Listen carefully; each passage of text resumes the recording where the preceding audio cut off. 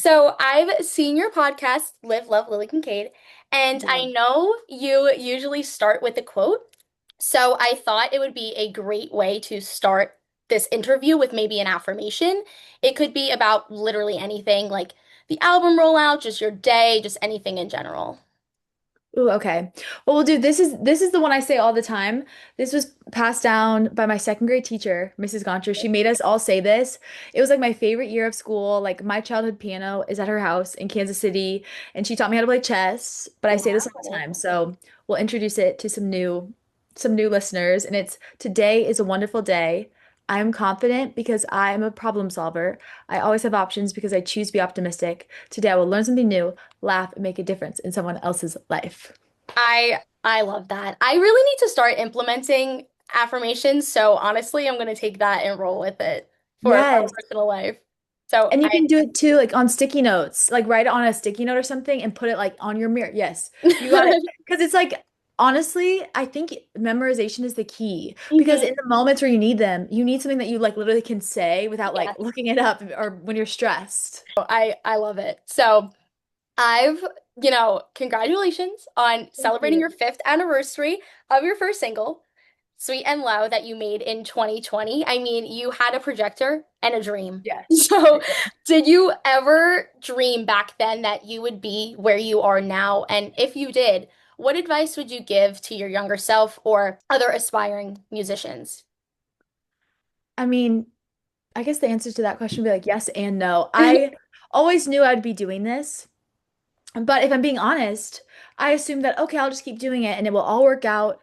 I'll be signed, I'll have a huge team, I'll be able to do all this. And like, sometimes it's gonna take longer than it looks. Or Yeah. sometimes, in the moment, things may feel like they're falling apart or like, oh, this happens or that thing didn't work, or like I thought this song was gonna be the one. But ultimately, like something I've learned over these past 5 years releasing music is like it will end up working better than you originally planned, but you just have to withstand. You just have to like there's gonna be an uncomfortable part, and that's where most people quit. Where people are like, this isn't worth it, like this is stupid, why am I doing this? In anything, in music, in life, in any career, in friendships, in relationships, in anything. And like you just have to withstand that middle part. And so something that's helped me is just remembering like my purpose for this and like it can be easy to get caught up, with like numbers or like, oh, this is trying to make it viral, but like don't forget about the original purpose. And at least for me in my music, it's like, okay, if my song reaches one person and helps one person, then like I did my job, you know? Yeah, I mean, you can't lose sight of your goal. I'm the same way. Yeah. So I love to hear it. Yay. Now, with your rollout for this album, I was like obsessed stalking your page with like day blank to cinematic. Like Yes. I'm obsessed. I mean, I am in awe of your creativity. Everything from your makeup to the personalized stickers and keychains and everything that you've been making. So, how long does it take to make those ideas a reality? Um, it takes like, I guess I don't know. It probably takes a while. Honestly, I'm, I feel like a lot of ideas spend a lot of time like brewing in my head, Right. but then I try to like put them into action or even like there's like a quote I've been like seeing all over Instagram and stuff and it's like almost like doing it good is better than like not doing it at all. So like something I try to do is like even if it's just like a rough draft, like Mhm. if I have an idea for something, I'm like, okay, let me just try to get like a rough draft for something out because it's so much easier to go back and like edit it and be like, oh, I want to change this a little bit. But if it's in your head, at least for me, I start to get overwhelmed because I'm like, oh, well, what if that's not good enough? Like, so sometimes I think it's good just to get it out. And that's why I honestly started posting, like, I always like document everything because I'm like, one day it will be for the documentary. And also it makes it fun. It makes it fun. And like, if anything, it's like I look back and I'm like, oh my gosh, I've come so far. Like I've done so much. So like I would document anyways, but I started making these little countdown videos because if anything, like it keeps me accountable and it helps me not be so like self-conscious or like edit in my head like, oh, this doesn't look good enough. Like, no, I'm like every day I'm gonna share it, even if I don't think it looks good enough, because that's not true. That's just like doubt or like fear entering your head. And so, it's been a fun journey, but I mean, I'm always creating something. So like while it does take time to like create things, like when I was designing stickers, I knew I was like thinking of different things that matched every single That song was for a so while. smart. So smart. And the lyrics, like how you have like the script font Yes. and the tracklets. Oh my God. I'm obsessed. I was watching all the videos, but Yay.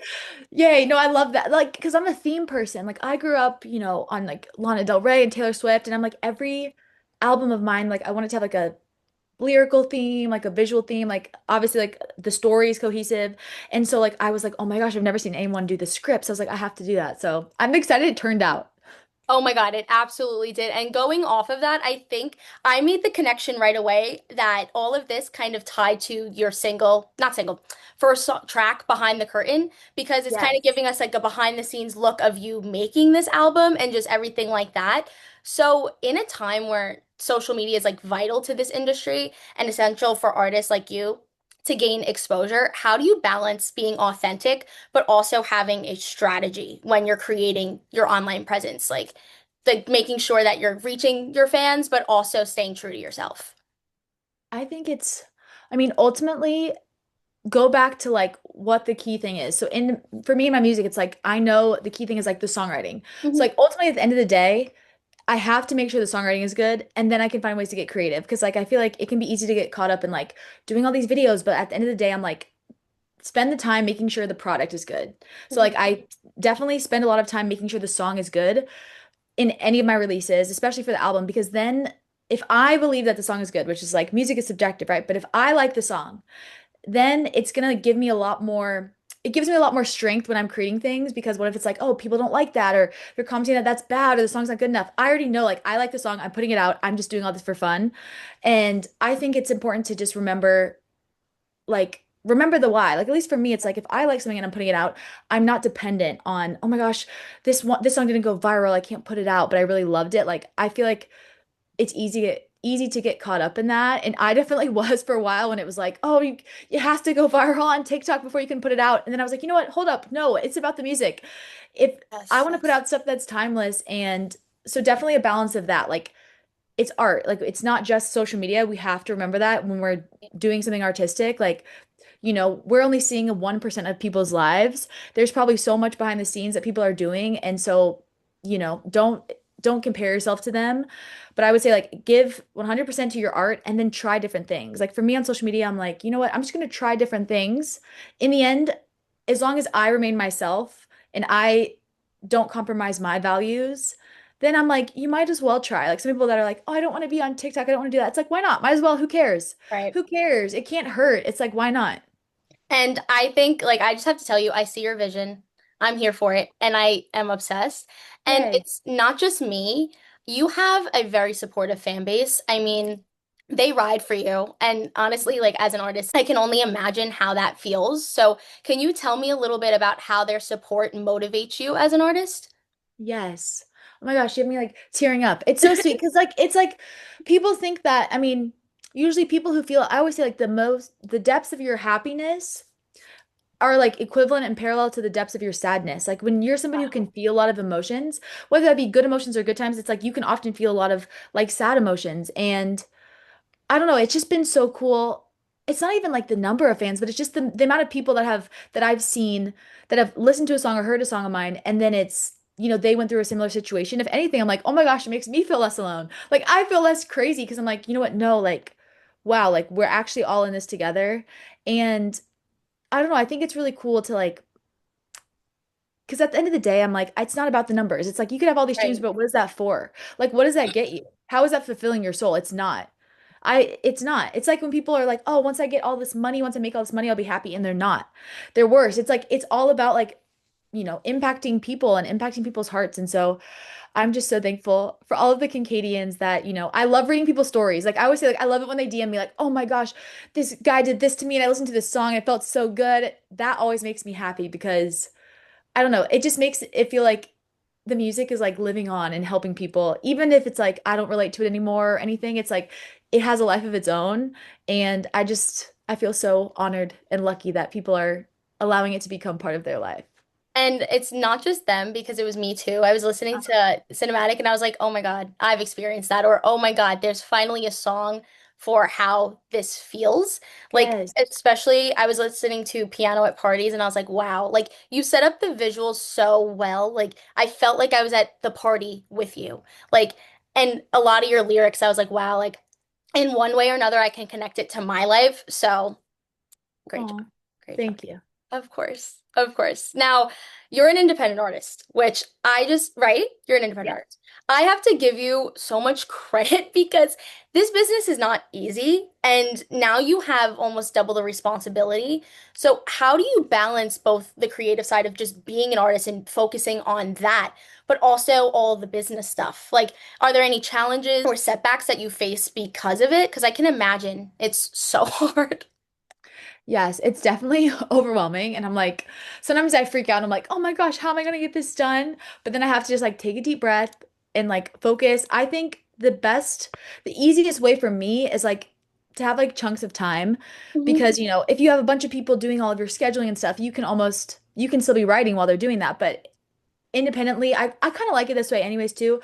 I'll spend like, a couple months or like a couple weeks where I'm like really locked into writing, where I'm like pretty much like just focus on writing. I'm not worried about like I'll of course post stuff on social media, but I'm not making new stuff. I'm like I want to make sure I'm giving my 100% to writing and not rushing a song just because I want to finish it so I can like make content or something. I'm like I want to be like focused on the writing and focus on the songs.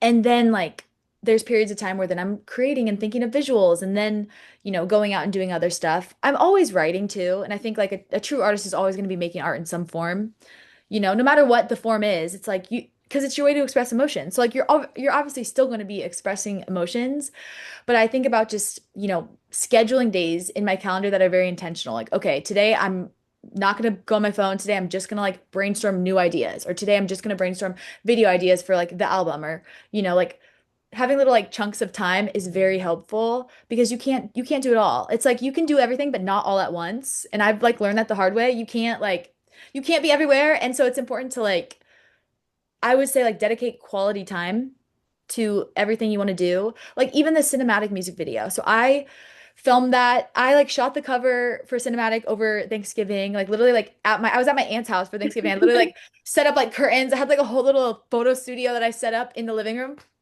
And I had like my dad like stand, and I was like, okay, just stand here. Like whenever I say like my friends and like family help me take photos, they're like, oh, like are they photographers? Like could they shoot my photos? And I'm like, no, no, no, they're not photographers. They just like love me, and I'm so thankful for them. And I'm like, stand here. I'm like, you're gonna point the camera here. But Like you're the he like creative director. yeah, yeah, yeah. And he like helped me sh shoot some stuff. And then like I've been collecting like public domain footage for years and taking, my own photos so I could use them for music videos and stuff for years. And I remember like it was like a weekend and I just spent the whole weekend. I was like, I'm making the cinematic music video, enough avoiding it for the whole weekend. I literally was at my computer. Like all I did was sit on my computer for 2 days, but I got it done. And honestly, that's my brain likes to work like that. Like if I just sit down, I could get it done and give me 48 hours and like I'll make it exactly how I want it to be versus trying to do like I'll do 10 minutes of it now. I'm like my brain once it's on a topic, it's like so in it, which is like a blessing and a curse. Like I'm Oh my so God, yeah. fixated on something. So it's like you can use your don't try to be something you're not. Like I know I'm somebody that like when I'm focused on it, I'm focused on it. So like I'm just going to dedicate time to only focus on that versus trying to like do a bunch.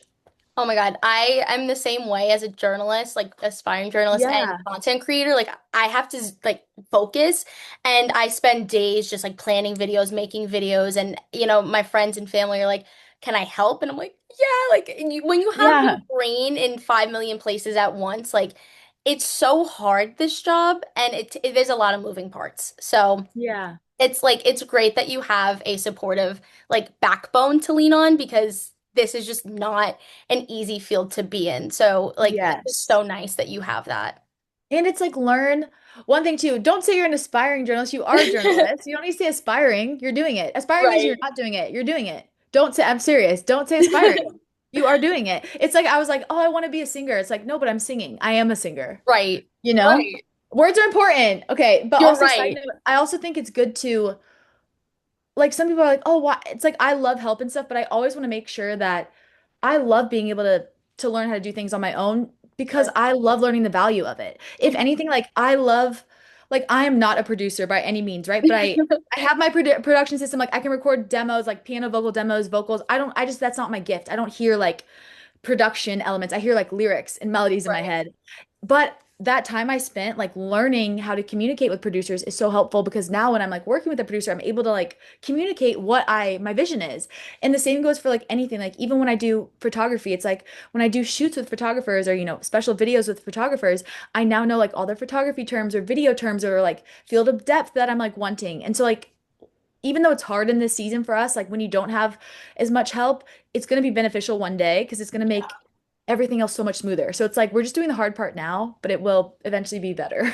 No, I'm with you. And you posted a video that you were saying like you have to keep being your own fan.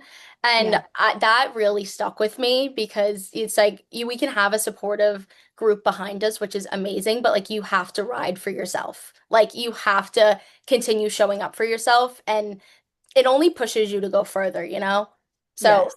love to see it. Now, going back to the album, it's clear that besides being an amazing singer, your vocals are, oh my God, like breathy and beautiful, and I just love them. You're a phenomenal storyteller as well. I mean, it's while I was listening to each track, I can, like I said before, I could actually envision like what you were trying to tell us. Of that, how important is imagery and visual storytelling to your creative process as a whole when you're writing lyrics, creating melodies, like that whole thing? I love, all of the visuals too that go with it. I always say like whenever I sing, I sometimes songwriting is always different, right? So the process is Hmm. always different, but like a lot of the times you know, I like see things in my mind and I end up writing about it, but I think that, ultimately I used to be like, oh, I need to make a song that's relatable to everyone. And I had like to check myself and be like, no, if I just make a song that's relatable to me and Uh-huh. that's specific to me, it actually will end up being relatable to other people and, will be visual. So it's like leaning into, the specifics of what actually happened to me or like, the exact situation, I realize can actually make it more relatable to other people because we're so much more alike than we are different.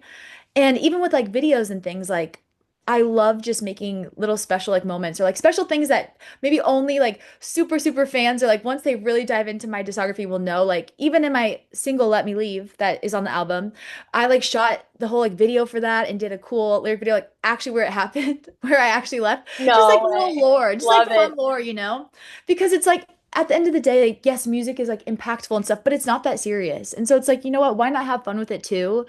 And I don't know. I just think I love like tying little elements or like 3 months. A song of mine I put out a couple years ago that I love. Like that song was so special to me. And I was like, I have to find a lifeguard tower. I want to shoot it where it's like the three on the lifeguard tower because it's like, okay, summer fling. Like I was like, I spent a lot of that summer at the beach. Like I needed to like, so it's kind of like taking the lyrics and not in a cheesy way, but just kind of like everything should support the song.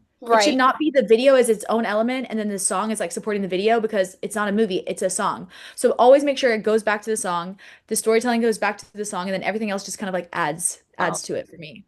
Now, with the writing, cinematic is a third self-written, correct? Yes. Oh my God. Like, have you always loved songwriting? I mean, when did you start? Do you have any inspirations? I know you talked that you pull from. I know you talked about Taylor and Lana, which I'm a big Swiftie, so love to hear it. Love it. Yes, I mean, I've always been a songwriter and I always say like, I always write my own songs, right? But on every Mhm. project, I've made it like a point to put at least one song that's 100% self-written. For those who don't know, that means like I fully wrote the song, like it was piano, guitar, Incredible. and then I would like go to my producer and we would produce it. I'm writing all of my songs, right? But like for some reason, why in the music industry, people don't believe that women can write their own music. Which is So like insane. yeah, like Taylor Swift already wrote a whole album like responding to this. Like that's why she wrote Speak Now by herself because like people didn't believe that just because she has a co-writer with her that she actually helped and actually wrote the song. Right. But I think it's like such an important thing for any artist in any field, but especially in music. Keep writing by yourself. Like I love co-writing and I sometimes you get the most amazing songs because you're talking about a situation and they hear something that would make a good song. Like it's just new perspectives. But keep writing by yourself and doing art, like make it intentional to schedule like a solo write or a solo painting or a solo something, because that is how you develop and maintain like your unique taste and your unique like perspective and your intuition that's like, ooh, this is a good melody. If you rely too much on other people to be like, yeah, that's good, you'll start to lose that. And so this album and writing it was really like impactful for me because it just made me realize like, you know what, like I can like believe in myself too. And like, yes, I love co-writing, but also too, like I have things to say and they're good enough on their own. Congratulations on that just alone, because that's such an Thank you. incredible achievement. Now, with your lyrics are incredibly personal, and I just wanted to know how important is being vulnerable and emotional and honest to your artistry?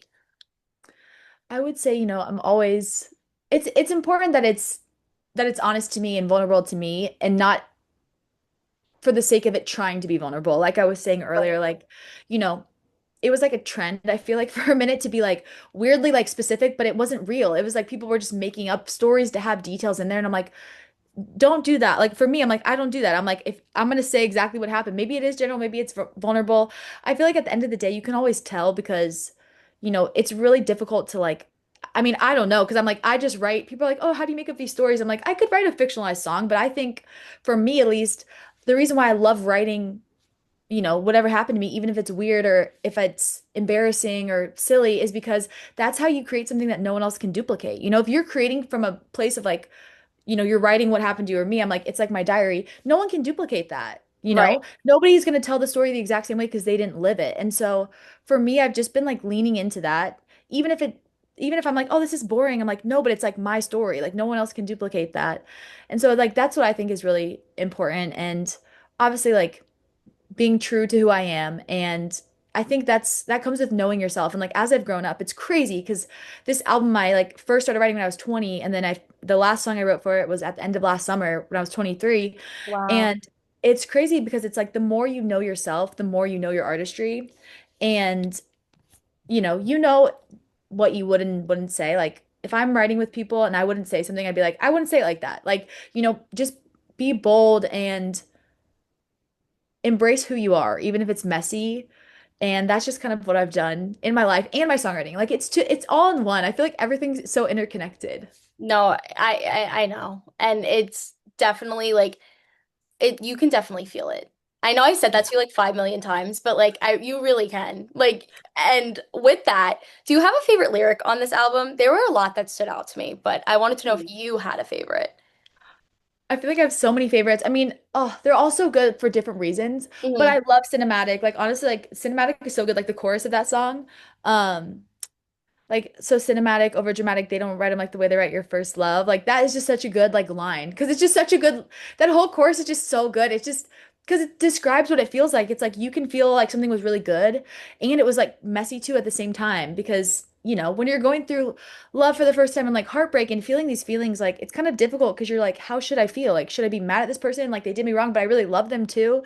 And it's messy and it's like I just love cinematic because it kind of sums it all up. But I mean, also there's so many good lines in behind the scenes. Like, um, behind the scenes, I mean, I think it's like the best opening line too. There's a lot of things you don't know, and I'm not sure if you wanna. I've been giving glitter and gold temporary Nirvana. Like, I just love, I don't know, it just like flows so nicely together. So going back to the production, I was a music industry student, so I learned a lot about music production and how Yeah. songs were created. And I'm obsessed with one, concept albums, but two, flow of albums, like albums that have a great start track and end track and just like flow really nicely. And I think the interlude really helped with that. So does a flow of an album impact your songwriting? Like, did you visualize where the songs were going to be as you were writing them? Did you write them in a specific order? Just things like that. Yes and no to that question, kind of. I would say, I always say like, because I want every album to have a theme, a vibe, and I say like you can't force that. You can't be like, I'm gonna write a song called I'm gonna write an album about cinematic and it's gonna be movie theme. Like for me, I have to, it has to come out naturally. And so like Yeah, as I was writing, it started to reveal itself. And then after I wrote cinematic is when I would say that the concept all started to come together. I had written a couple of songs that ended up on the album, wrote cinematic, and then 2 months after that, I was like, okay, I want to write Mr. Hollywood. That's kind of like I knew that was the closer track. such a good closer. Yes. And so like that was kind of like I wrote that and cinematic in the same key because I'm like one day I'm gonna perform a mashup. And yeah, you can mix keys, but it sounds better if it's in the same key. And so like I kind of knew where that was going. And then I had like a couple more ideas that I was like, okay, maybe these could be cool titles. And that ended up being behind the scenes, which I wrote that and I was like, that's the perfect opener because it's like letting people in to the world and like it almost becomes like a message to the listener. But other than that, it's kind of like I like to embrace like a natural flow. Like, track one should always be, in my opinion, like a welcome. It's like, hello, here's the vibe of the album. Track two is like kind of, it should be like a single or a feature track or like something that just really like sums it all up. And then we start diving into like specific memories. And then I like to like close it off with something like nostalgic. No, I think like especially like cinematic too. It sounded like immediately like credits or like opening like Yeah. film, and it was like winding down in Mr. Hollywood. Like I just think like strategically it was done really well, and there was a lot of production elements that were really fascinating to listen to and placed really well. So you said like you have learned a lot about production. How important is it to you as an artist to have a producer or collaborator that you trust working with your creative process?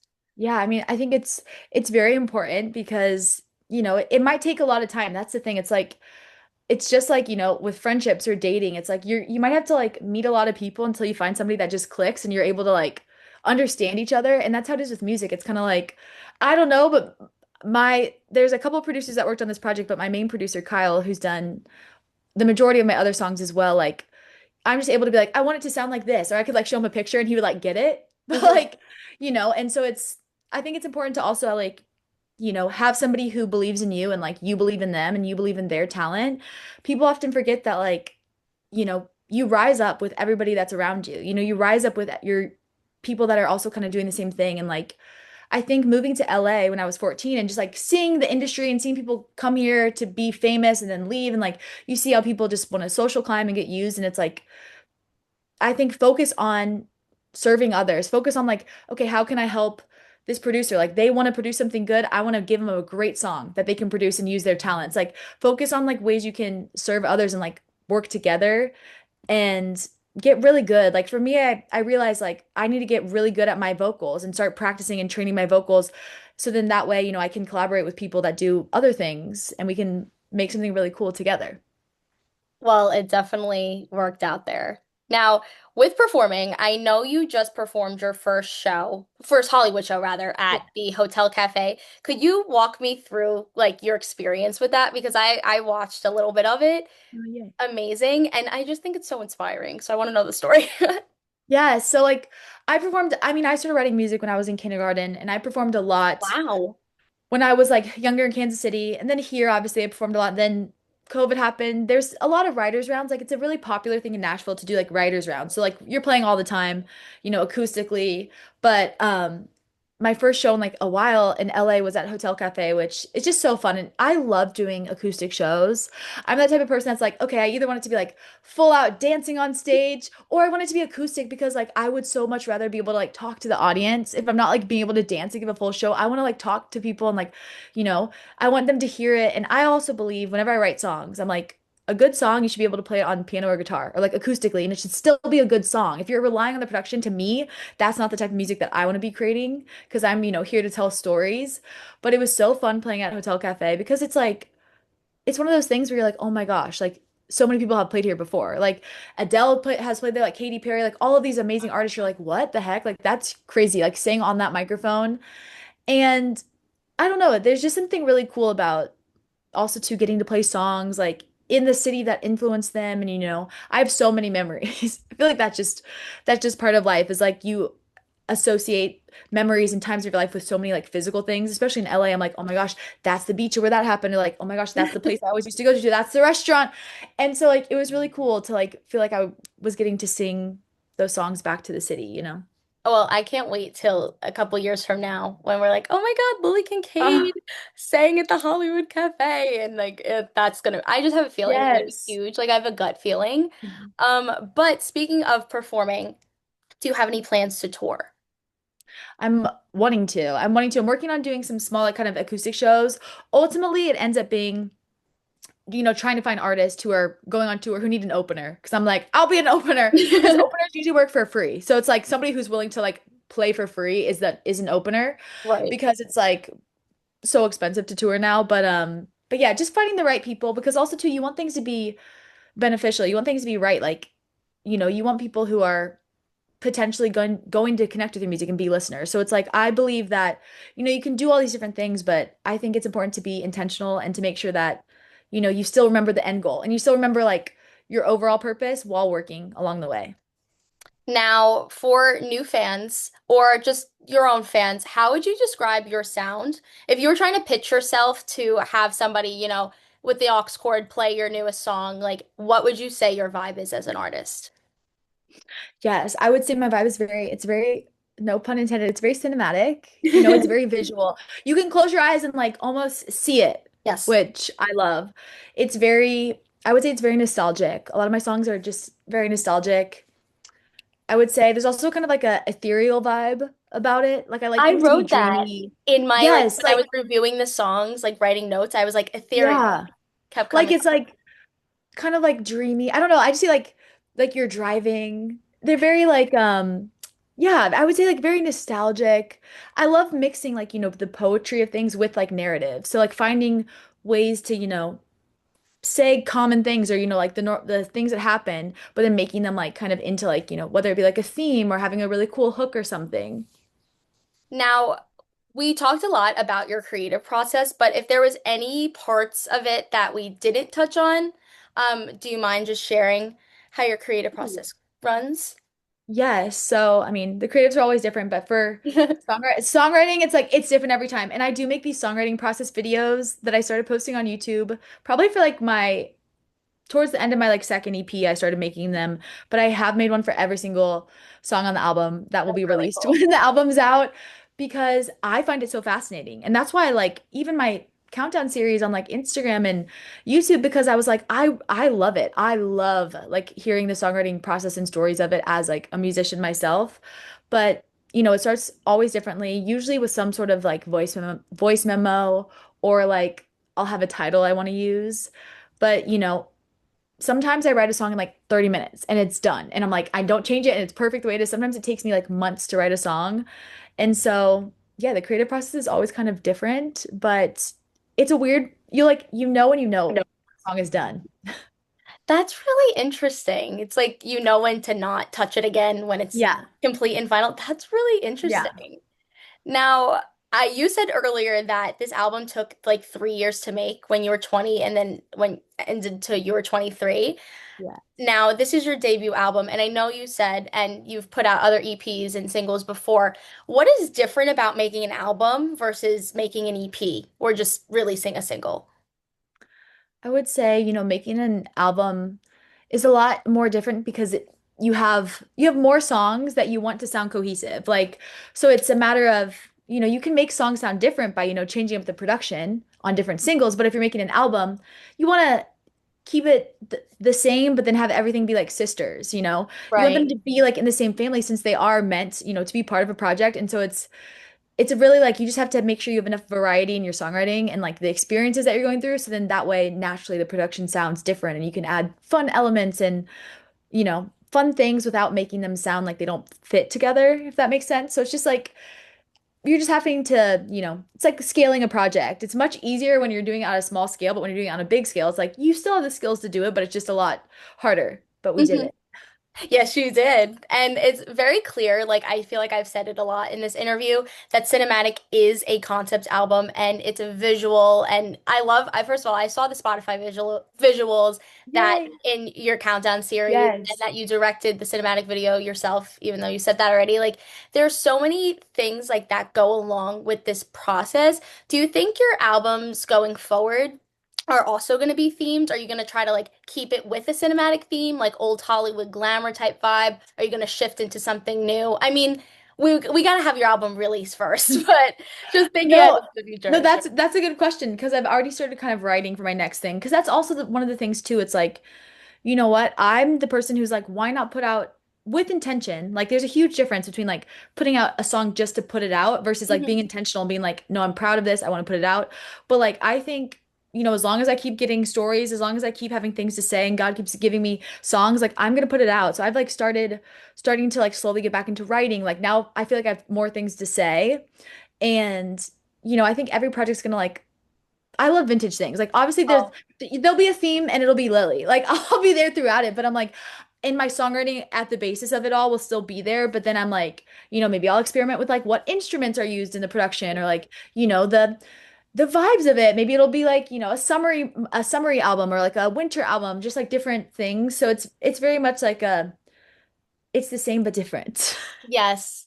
No, but I love the vibes of cinematic. Like I already don't want to move to a new era because I'm obsessed with it. Don't worry, we got time. Because it's like one of those things too where it's like, people don't realize how much time it takes. Like I love Chappell Roan and like seeing her stuff, it's like she's performing and the songs on her album she wrote like 6 years ago, 7 years ago. It just shows you like when, at least for me, like my goal is like I don't want to make something that's dated. Like I want it to be timeless. So like whenever people find it, or whenever it takes off, it's still a good song because it's a good song no matter what. It's not like trying to be trendy or something.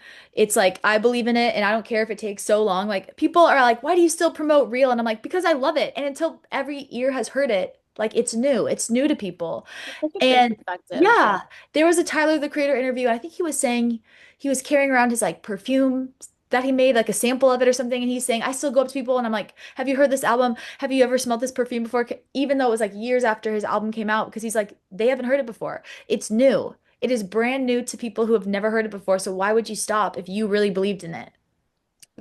Oh my God, that's an amazing perspective to have. Now, before we wrap up, I just wanted to ask you if there's anything else that I didn't ask you that you might want to touch on regarding cinematic, your creative process, or anything in between. Ooh. Nothing really. Just that I hope that the songs, become influential background music to important times in your life. I always just say like I feel so lucky that, you know, my music can become a soundtrack to your life because I feel the same way. I mean, there's certain songs that I listen to and I'm like, "Oh my gosh, like this song like I have so many memories attached to it." And just so I'm just happy that and excited that it's gonna hopefully become part of yours.